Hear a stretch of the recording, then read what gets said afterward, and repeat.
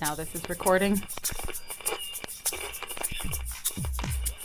RTI International Center for Forensic Science presents Just Science. Welcome to Just Science, a podcast for justice professionals and anyone interested in learning more about forensic science, innovative technology, current research, and actionable strategies to improve the criminal justice system. In episode 2 of our Applications of Forensic Science for Human Identification season, Just Science sat down with Bryan Johnson, the Major Incident Program Manager in the Federal Bureau of Investigation's Latent Print Unit, to discuss how postmortem prints can be used to help identify unknown decedents. One of the cheapest, easiest, and fastest methods of identifying individuals is through friction-ridged prints. However, challenges can arise in cases where trauma or decomposition affect the quality of a decedent's hands. Fortunately, there is a variety of techniques available that can facilitate the collection of high-quality postmortem prints if the hands still possess the necessary layers of skin. Listen along as Bryan discusses the advantages of postmortem printing, why identification is accomplished by latent print examiners, and how friction-ridged skin is formed. This episode is funded by the National Institute of Justice's Forensic Technology Center of Excellence. Some content in this podcast may be considered sensitive and may evoke emotional responses or may not be appropriate for younger audiences. Here's your host, Jacqueline McKay. Hello, and welcome to Just Science. I'm your host, Jacqueline McKay, with the Forensic Technology Center of Excellence, a program of the National Institute of Justice. Today, we will be discussing how postmortem prints can be utilized to help identify unknown decedents. Here to guide us in our discussion is Bryan Johnson. Welcome, Bryan. Thank you for taking the time to talk with us today. Absolutely. Thank you for having me. Can you tell us a little bit about your background and your current role? Yeah, so I'm the FBI's Major Incident Program Manager in the Latent Print Unit at the FBI Laboratory in Quantico. I've been doing that for the last about 14 years with the FBI.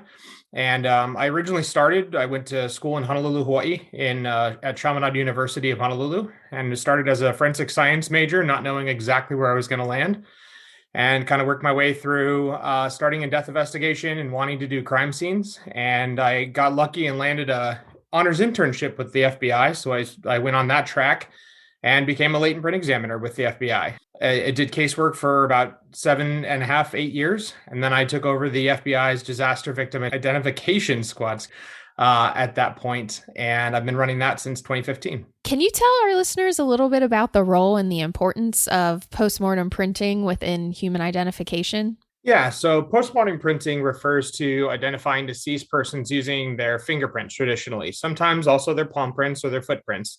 But it typically refers to identifying people who are unknown or may not be easily identifiable. And so it's one of the easiest and fastest ways to identify a decedent. A lot of people get fingerprinted throughout life, whether it's for a background check or a soccer coach or a daycare, or if they made some poor choices and maybe were arrested at some point in life, their fingerprints are taken. And it's one of the only things that is truly in a vast searchable database, and databases really, but there are lots of databases that maintain fingerprints. And even as technology grows, there's even more places to find those fingerprints. And so when we're trying to identify somebody scientifically, which is the proper way to identify a decedent forensically, you're really looking at fingerprints or dental exams or DNA. And dental and DNA, you kind of have to know who you're looking for in order to do that comparison. There is a DNA database, but most people aren't in it. And for dental, you literally have to go to that person's dentist and request their records. So fingerprints are just such an easy and clean way to make a forensic ID that can be completely unknown. You can search it through these giant databases and come up with an answer as to who the person is and give that family some closure. Bryan, could you describe for our audience what the FBI Disaster Victim Identification Squad is and how postmortem printing comes into play with mass fatality response? Yeah, so as I stated in my background, in 2015, I took over coordinating the FBI's Disaster Victim Identification Squad. And that's primarily a subset of latent print examiners, but it can include DNA and anthropology folks as well. And we're basically a team that can deploy around the world. And what we do is we go in and assist medical examiners and coroners when, frankly, they're overwhelmed. There's no such thing as a recipe for a disaster. when it comes to mass fatalities. There's no number of fatalities. There's no specific location. Anytime the local jurisdiction is overwhelmed, we have the ability for free to deploy and help them. And there's a couple different agencies like DMORT, which is through DHHS, or some of the more local ones like FEMORS, which is the Florida version. But we essentially provide those identification services. And unlike maybe working on a single decedent, what ends up happening is we basically take all of the decedents into more of an assembly line processing. And we take each one through the different stages of identification, starting with intake and photography and fingerprints and dental and DNA and any kind of triage that we do along the way, and then ending with autopsy. And that both helps with the flow to make sure that those victims are all processed quickly and efficiently, but that all the scientific matters that need to be handled are handled as well. And so one of the things we do is we also tie in with Interpol. So I'm one of the two representatives for Interpol for the Disaster Victim Identification Group. So we work international events like the Ethiopia plane crash or the MH17 plane that was shot down over the Ukraine at just as much as we would maybe something local like the Surfside building collapse that happened this past couple of years ago. And or all the way up to something like 9/11. So it can be a bus crash, something small, but what we do is we basically take all the techniques that we have and basically put them into play at once. Because when you have a mass fatality scene, something unfortunate like a shooting, you may not have a lot of trauma. So printing may be pretty easy, but if it's a crash of any kind or a large fire, then you have lots of different kinds of trauma. You have fragmentation, you have burning, you may have maceration from the firefighters' attempts to put it out, and decomposition, depending on how long it takes to recover the bodies. So when you get to that realm, you literally have to have all of the different postmortem techniques to be able to identify those decedents. And that's really what we're bringing to the table, is a ton of supplies, a ton of really eager folks who just want to help. And we help the local jurisdiction, and then we just go back to our day jobs. And so it's a really humbling and empowering thing to be a part of that team, and that force multiplier for whoever needs it when they need it, so they don't feel like they're supposed to do it themselves and maybe don't have the capabilities or resources to do it properly. Can you talk a little bit about why latent print examiners are working with postmortem prints as opposed to temprint examiners that are used to identify living persons? Yeah, so like I said, I'm a latent print examiner by trade. I'm at the FBI laboratory, and we traditionally do latent print casework where we receive evidence, we process it for latent prints, we find those chance and fragmentary small prints that are left behind on evidence that usually require some kind of chemical or visual light processing to enhance. And then we compare those to known records to try and identify people on the evidence. When a person is fingerprinted on purpose, you take a fully rolled fingerprint card, all 10 fingers from nail to nail, as much information as you can, and then you compare that to another fingerprint card with those same 10 fully rolled fingers. And that can be easily 1,500 to 2,000 pieces of information that are easy and a computer can do. It's called lights out ID. And you can get that lights out identification because there's so much information there. Latent prints may only have 7, 8, 9 pieces of information in them. They're often distorted, they're degraded, they're smeared. And so they require a different kind of training and different science algorithms really to make the matches in the system for a human to then make the final ID. When you're talking about postmortem prints, in general, postmortem printing of a person who died maybe recently or of natural causes is really no different than a 10 print. And a 10 print examiner can make that identification. But once you introduce things like trauma or decomposition or anything like that, where it's going to affect the quality of the hands, those prints oftentimes more mirror a latent print rather than a 10 print.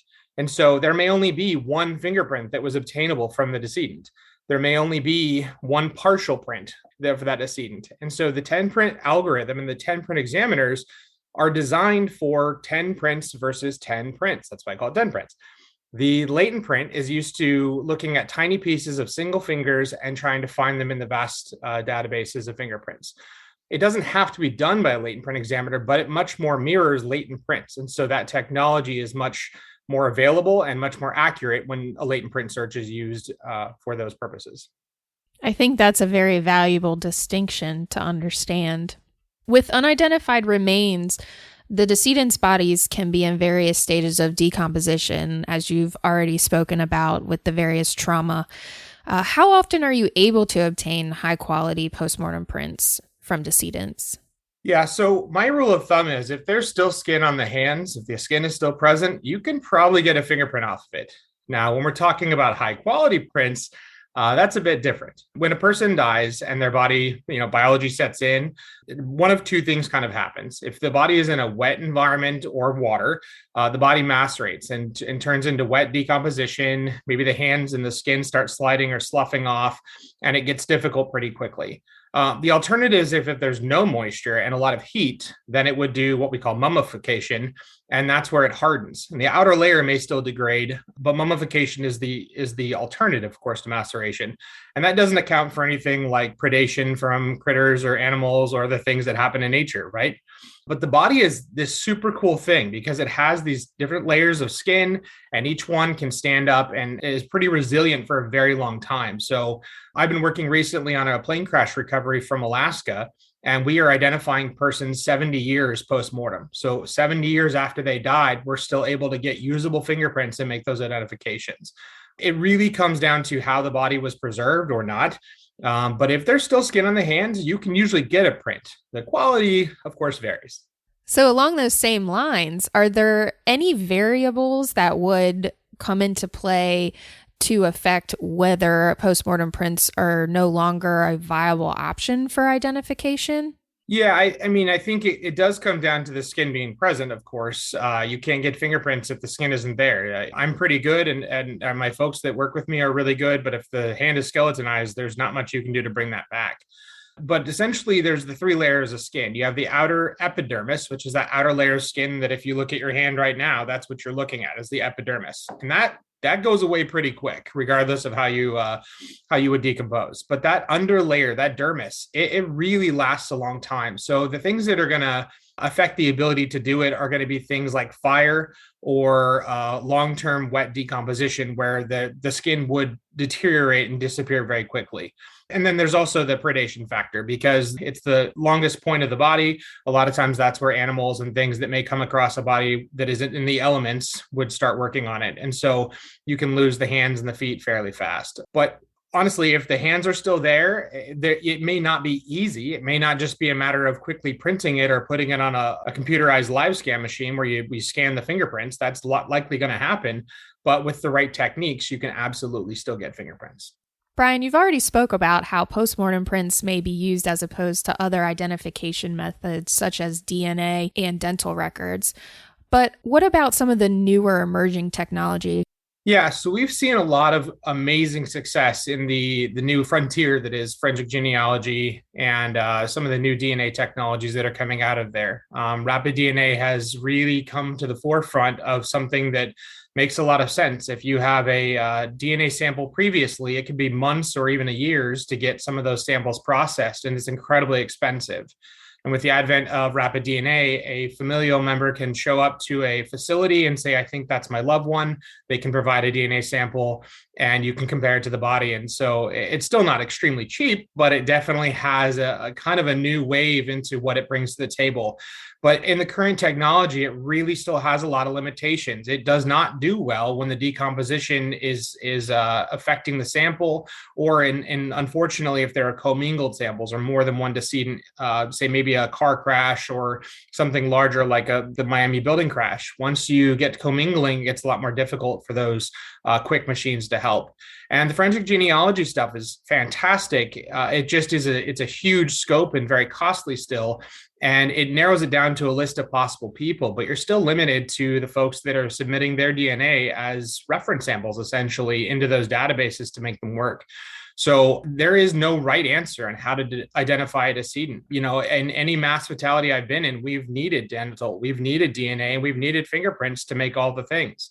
Sometimes you can identify somebody through fingerprints, and that becomes the DNA sample for other fragments that may be from that same incident.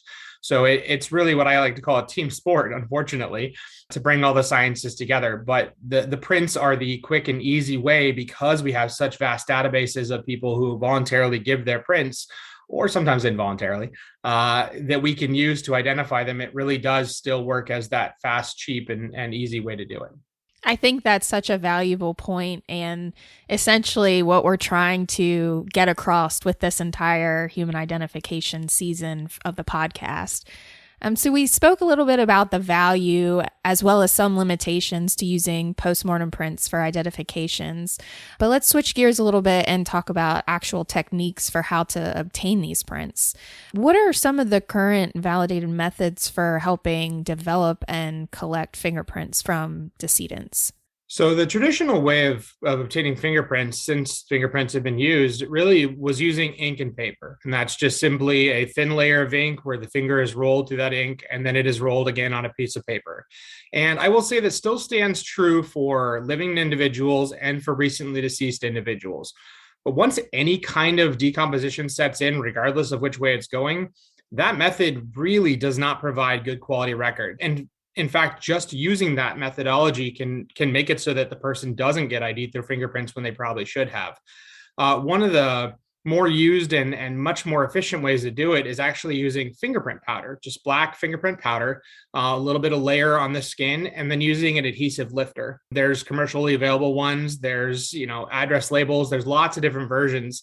You can use pretty much any kind of sticker, but essentially what it's doing is it's taking that more decomposition ridden finger and it's using that sticker to lift the fingerprint ridges back up and get that really clean, high quality print.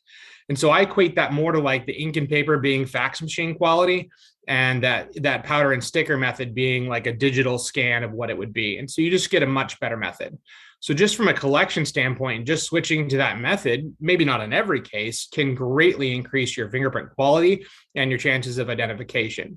Past that point, there are lots of different methods for what we call rehydration. With all postmortem printing, the first thing you do is examine and clean the hands, and then you would rehydrate and recondition in some way, and then you would attempt to print them. So it may be just injecting saline into the fingertips to try and give them that three-dimensionality back, or doing some soaking, things like that. But those methods are really all that we're trying to do is make it so that the decedent's hands look as close as they did before they died so that they can match a record, because the records we're matching to are their living records. And if their hands have deflated or decomposed, that record is going to have a harder time matching to it. So everything we're doing, all these different techniques, are mostly just to rehydrate the hands and make them look as close to the living hands as they could have been. So in cases where bodies have been mummified or have been burned, are there any other techniques that can be utilized to help restore the prints or the hands to the original shape and size? Yeah, so once you start getting into those much more difficult cases, you're past the point of which you can just use the traditional printing. Most of the time, if someone's been burned, or someone has been mummified or is incredibly macerated, is a very wet decomposition, you cannot just print that body. You have to do something to it to make it usable. And one of the most underutilized and best methods for rehydrating hands is actually boiling. A simple hot pot with boiling water in it and 15-second intervals, and it will rehydrate that hand and take a completely deflated, macerated, wet hand and make it look like the person died in the last couple of days.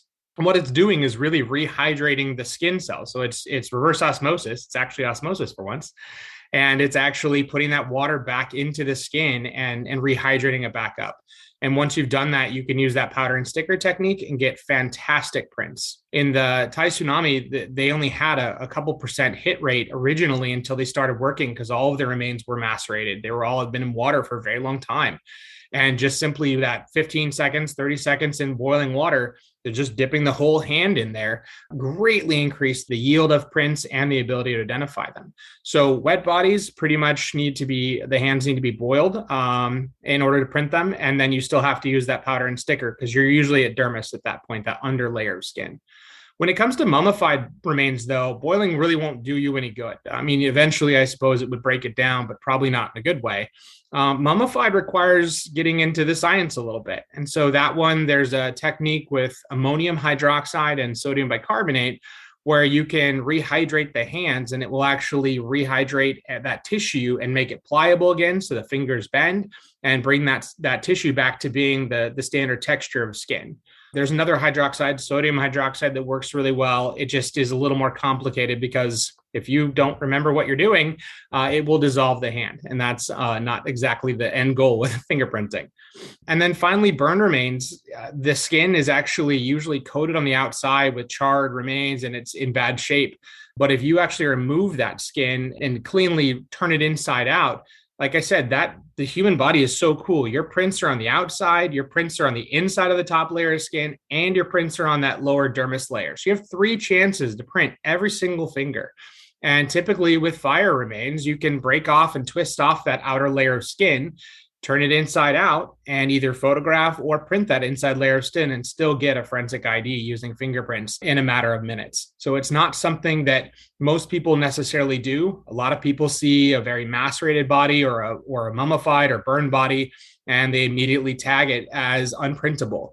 And that's sad. It usually is a lack of training, which is part of what I'm trying to help, the medical examiner corner community, just because they have so little training in this. But these techniques are not difficult once you learn them, and they really can yield an enormous amount of identifications that wouldn't have previously. You spoke a little bit about how you have essentially 3 chances to try to capture the fingerprints. Can you maybe speak a little bit more to how fingerprints are formed and the different layers of skin and what all makes up human fingerprints? Yeah, so the fingerprints are actually developed before you're born, 6 to 8 weeks gestation, and they develop throughout your development as an infant. And they stay permanent throughout your life. And that permanence is what we rely on. And they're unique because of the different environments that you are in the womb. So the diet of the mother, if the baby is sucking on their fingers or pushing on the outside, kicking, that thing that the baby's kicking, things like that, all those things will affect your fingerprints. And so that's why even identical twins don't have the same fingerprints, because they don't have the exact same activities, diets, and everything else, whereas they would have the same DNA. And so when that development happens, what they're called volar pads, that squishy pad on the tip of your finger, as that develops and those things change, your fingerprints become unique. And they're basically made up of 3 different layers: the fatty layer underneath, that dermis layer, and then the epidermis layer on the outside, which is a bunch of tiny little layers. But the epidermis sticks together and the dermis is there pretty much permanently. And that's the last one to go. And so when you're looking at from a postmortem standpoint, as the body decomposes, that outer layer, the epidermis, is pretty quick to jump ship. It will slough off, what we call sloughing. It'll slide off and kind of deglove. And it basically looks like a whole glove of skin coming off. But that's okay. That's actually helpful. The skin can be put onto a gloved hand of a practitioner to give it its structure back, and you can print that. That dermis is really interesting as well, because it is essentially the 3-dimensional structure that gives the epidermis its ridges. So the ridges and furrows of a fingerprint are the raised and lowered portions. And that dermis is a set of what they call papillae pegs. They're a set of 2 rows for every ridge, and it's basically like little tiny pegs that hold up the ridges. And so when you're looking at that dermis, it kind of looks fuzzy almost. It's a little bit different to compare. You have to get used to it because it's 2 lines where there was 1 previously. But they stick around for a very long time, and a little hot water and they come right back to be printed. It's really very interesting how the body is built and how well it integrates with itself. It's really interesting learning about essentially how resilient fingerprints are. As you spoke, a lot of these techniques that you've talked about are valuable to the medical legal death investigation community and even crime scene investigators on scene. I know when I was one, we had to take major case prints for all of our decedents. If they wanted to learn more and maybe even see how these techniques are performed, are there any resources available to the community for that? Yeah. So during the pandemic, unfortunately, we had a little more time on our hands. So we created a video series. There's a series of short little 7 to 15-minute videos that are free and available to all. And they're on the FBI Biospecs website. We'll put a link to that in the show notes, I think. But that was, kind of a thing we were trying to produce, because as much as I would love to, I go around and teach with my colleagues as much as we can for medical examiners and coroners. But there's a lot of them. There's 2,600 medical legal death investigation systems in the US, and there's only a few of us. So that didn't work. So we created the video series to try and bridge that gap. And the other issue is that a lot of people aren't the same folks in every office that are doing it. Sometimes it's the autopsy technician. Sometimes it's the crime scene investigator. Sometimes it's the pathologist all in one kit.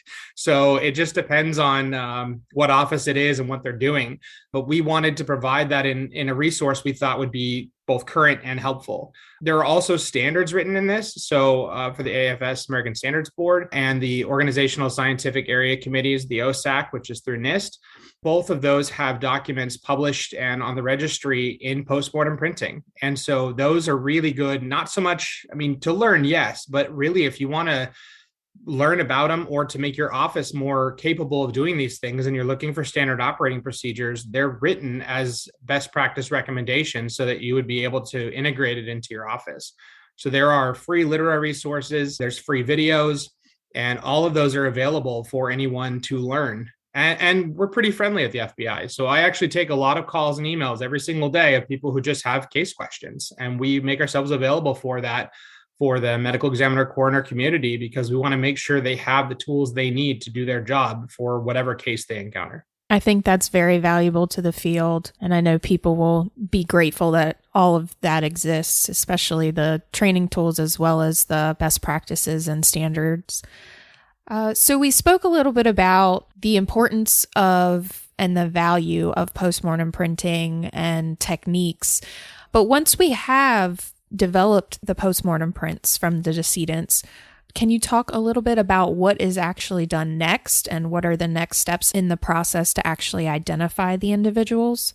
Yeah, so once postmortem prints are taken, they don't magically identify themselves as much as we would like that. Typically, you're going to have to either compare it to an unknown database, such as an AFIS or an automated fingerprint identification system, or to a record of somebody who they think it is. So a lot of times when somebody is deceased, there's what we call a tentative identification, where they think they know who it might be. Either they had a license on them, or it was in their own home or their car. But sometimes literally we have no idea who the person is and no leads to go on. So once those prints are taken, they're submitted to the various different databases. Now, the unfortunate part of the various databases is that there are various databases. There are three main federal databases. That's the DoD, which is mostly foreign persons, DHS, which is one of my favorite databases, even though I work for the FBI, because every single person that comes in the US who is not a U.S. citizen gets fingerprinted on the port of entry. So anybody just coming to visit or go on vacation or anything gets fingerprinted. And we've been able to help a lot of foreign events with fingerprints that their own country didn't have on them because of that. And then, of course, there's the FBI's Next Generation Identification Database.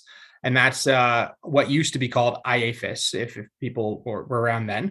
But that database is of all the criminal and civil prints in the U.S. for American civilians. In addition to that, each state has their own database. In addition to that, a lot of the different states, 5 of them specifically, have driver's license databases where if we know who it is, we can retrieve those prints. We can't search it, but we can retrieve those prints. And then there's prints available in like schools for kids who get printed for school reasons. There's employer prints. There's lots of places these prints are. And so the step one is basically get the prints from the decedent. Step 2 is to search it through all available databases. So that usually, if it's done properly, would be the medical examiner searching the state and local records first. And if they get a hit, then that's great. And if they don't, they would send it to the federal databases. That's us. And they would search against the FBI's database. We can search and help with searching DHS's database, and we'll do all of that. And then we, even if we don't identify them, we still retain them because we don't know when something that's been sitting in a filing cabinet for years finally gets digitized, might solve an unknown deceased case. So we never just search it once and give up on it. But there are so many databases out there that it's hard to hit them all. There's no one magic button that just searches all the databases, which is somewhat unfortunate. It makes my job a little more difficult. But yeah, either a tentative record that we can identify to. So if they think we know, we can look for that record specifically and manually compare it, or that blind search. And we have extremely good success in that because people get printed for so many different reasons. So those prints really get searched against databases, and then the identifications are made. And that allows the medical examiner coroner to then try and find next of kin, issue a death certificate, and all the things they legally need to do as part of their case. So with looking forward into the future, are there any other techniques or standards that you think need to be researched more or looked into? Or do you have any thoughts about where the future of postmortem printing might go? Yeah, so I'm a big proponent of technology. I have worked on a number of projects in getting fingerprint scanners that are capable of printing postmortem individuals. The biggest thing that for all decedents is quick identification. No one wants to wait months or years for an identification. That's not fair to the families, and it's not fair to the person that died.